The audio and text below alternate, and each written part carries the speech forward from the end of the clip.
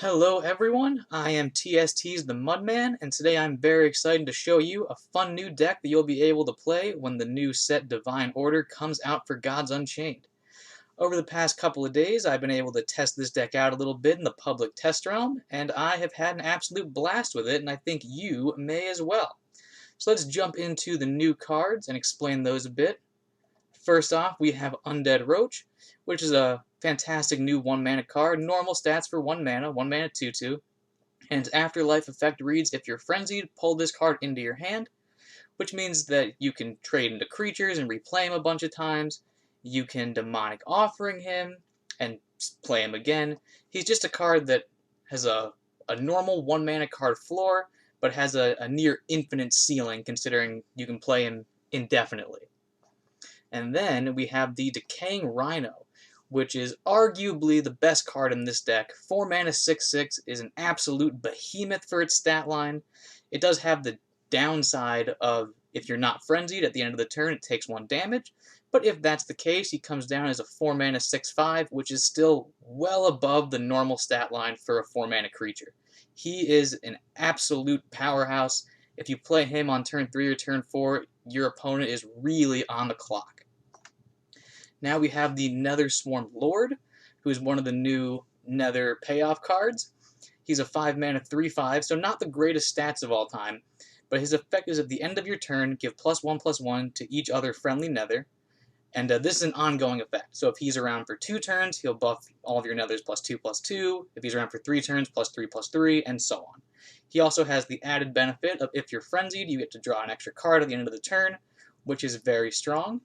And for Nether Swarm Lord, it's important to note that with Demonic Offering, if you've been playing the game for a long time, you've definitely seen Demonic Offering.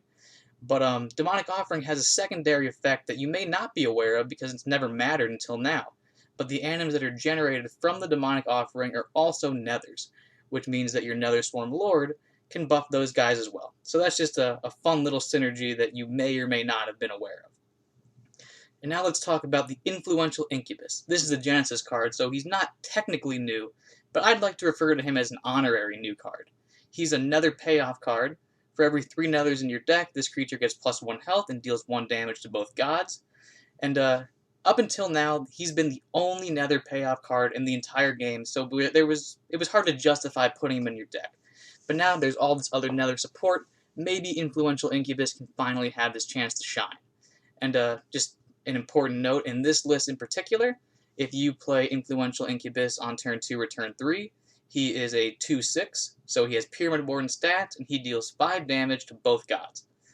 And dealing 5 damage to your own god is actually more of a benefit than it is a downside, because it helps you get closer to activating your Possessed Acolytes, as well as your Cruel Overseers, and even your Neferu. So now that we've explained the new cards, let's jump into the gameplay strategy for this deck. Ideally, in the opening hand, you have your Influential Incubus, because the earlier you play him, the stronger he is. So you should be hard mulliganing for him every time. Besides that, cards like Blight Bomb are obviously fantastic for controlling your opponent's side of the board. And then you have things like Nether's Advocate and Living Container, which pair very well with Demonic Offering to make some very strong early game plays. If you can't get the Influential Incubus, trying to set up a powerful Demonic Offering is probably a good bet. And then as you transition to the mid-game, which for this deck is turn 3 and 4, you have your Greed Banestrider. He's, an overstated 3-mana creature. 3-mana 4/4 is quite strong. And then you have our aforementioned Behemoth, the Decaying Rhino, the huge 6-mana 6/6. And as you get to the late game, you have your Neferu, which may not be a Nether, but it is probably the best card in the whole Death domain, so it's illegal not to play it in your deck. If you don't have Neferu in your deck, you probably need some sort of doctor's note to get away with that. Let's see, other good cards of note, we have Thanatar, which will come down probably as a 0-mana 4/4, that's just fantastic. And really you're just doing a normal zoo strategy. You're filling up the board quickly, you're playing overstated creatures, and you're going face until your opponent hits 0.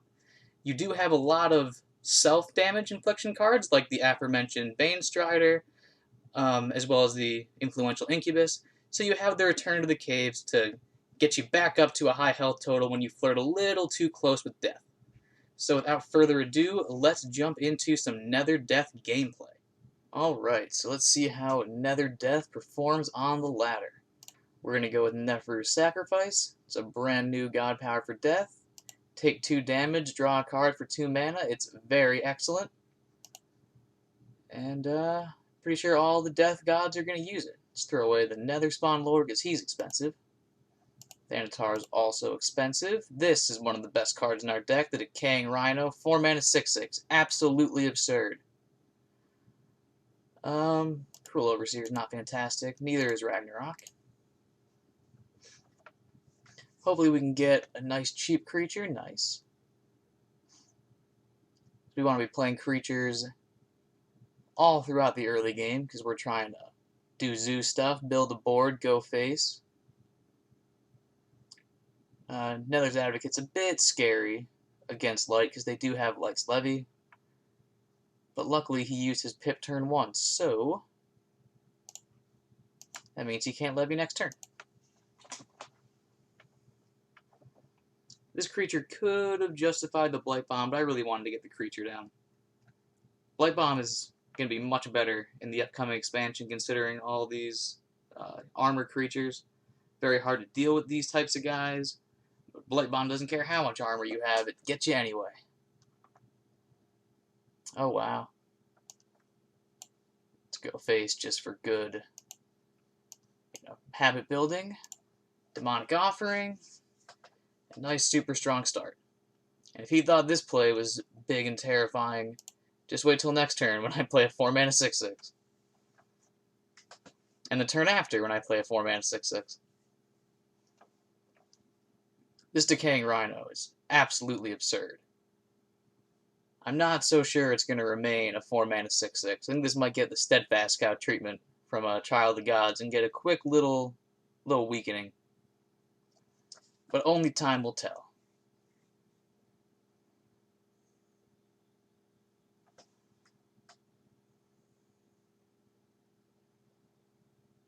Right, so I imagine his best play involves Light's Levying this and trading here.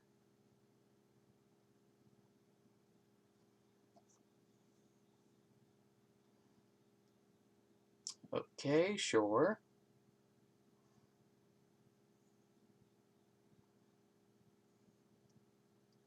He's gonna wish he saved those order cards for my big giant Decaying Rhinos.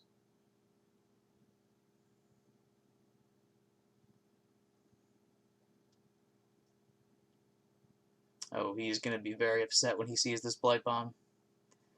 Unfortunately, it means we can't Decaying Rhino this turn, but still pretty outstanding. So let's start with God Power, see what we get. Another Nether's Advocate, that's not so important. Let's get rid of his big creature and pip out an Undead Roach. Undead Roach is one of the new cards. It's a Nether, obviously, as it's in the Nether deck. And its Frenzy ability is Afterlife, put this creature into your hand. So it's really great with cards like Demonic Offering. You activate the Frenzy, Demonic Offering, and get him right back in your hand. It's like there's no downside. That being said, Light can always levy it, so there is that. He may not be particularly good in this matchup, but overall, as far as 1 mana cards are concerned, he is quite powerful.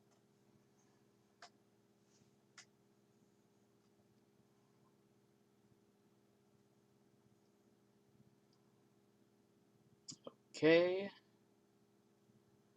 Shrinking my guys to oblivion.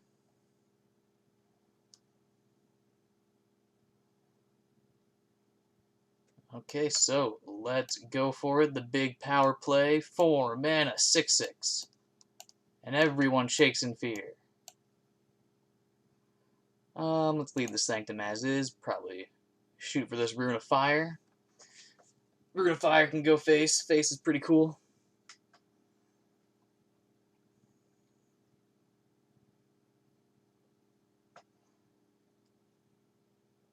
Alright, he's picking up a Chosen One. Is it enough to keep him alive? It's not looking good for my opponent here. We have played way too many stats, way too quickly. And that is the game. Okay, let's get another game in with Nether Death. Neferu's Sacrifice, as always. It's just a fantastic god power. We got the Incubus, which is very powerful in the early game. You want to play that as soon as possible, so you can get that symmetrical damage in quickly. Blight Bomb is, just a great card in general. Deal with whatever he does. We also have the Undead Roach, which you can remember from last game. Super decent 1-drop, normal stats, can potentially go into your hand a whole bunch of times at the Afterlife. Gets great value with the Demonic Offerings, with just trading in general. It's got the Nether Tribe, it has it all.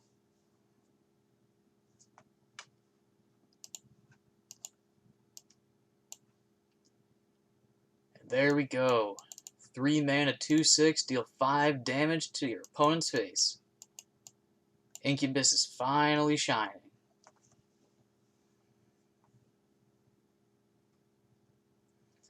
So we've also got the Decaying Rhino in hand, one of the new cards, 4 mana, 6/6, absolutely absurd. It's going to deal a ton of damage. Living Container is only okay. Let's start by drawing a card. Alright, next turn we're playing 6/6s. Get excited.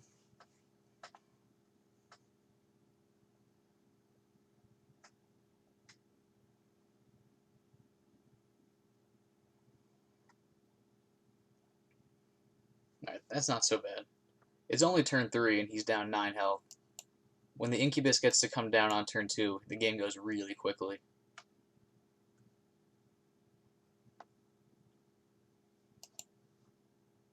Unfortunately, he'll just be a 6/5, but that is still way bigger than a 4 mana creature should be. We got the Nether Swarm Lord for next turn. He buffs all of my Nethers. It's another new card. And if I'm frenzied, I also get to draw a card. Could be very powerful. Stats aren't amazing for 5 mana, but the effect is ongoing. So it has like, infinite ceiling. Did he sit this down? Yes.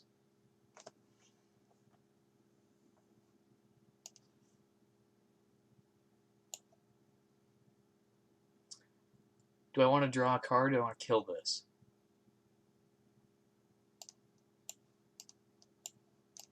Let's draw the card.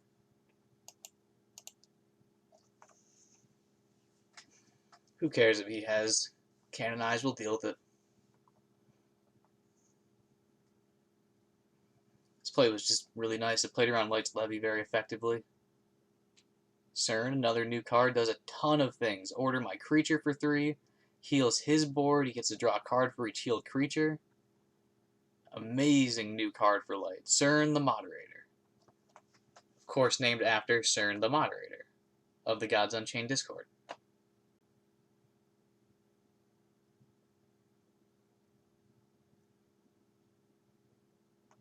Okay.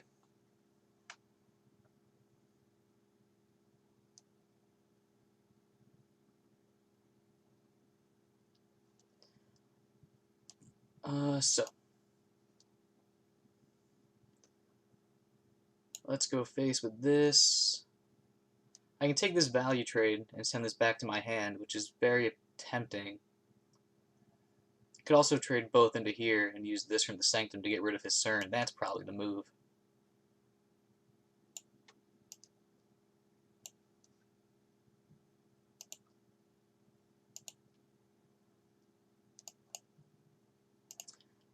Alright, goodbye CERN. And might as well play another big Nether, right? Get me closer to my Thanatar. This is a really great showing for the Nether Swarm Lord. So much buffing. It's drawn me a ton of cards. It's very powerful.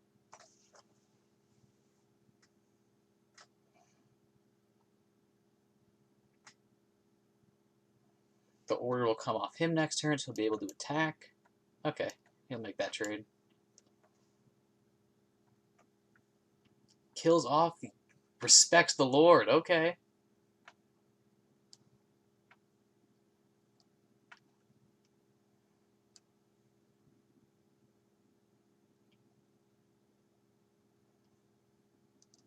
Oh wow, that's quite the top deck. Deal 1 damage there. Kill off his creature. I should have drawn before going phase. What if I get a buff card? I did not. 2 mana remaining. I was going to play the Thanatar. Well, GG's. Another great example of the Nether Death. Had the Incubus going, and he just kept taking damage. Very good showing for the Nether Death in general. Hey, you! Did you know that subscribing to the TST YouTube channel will increase your win rate by 6.9%? So what are you waiting for? Subscribe to the channel and hit the bell for notifications. And while you're at it, equip Scythe of the Harvest and attack the like button directly in the face. Bye-bye!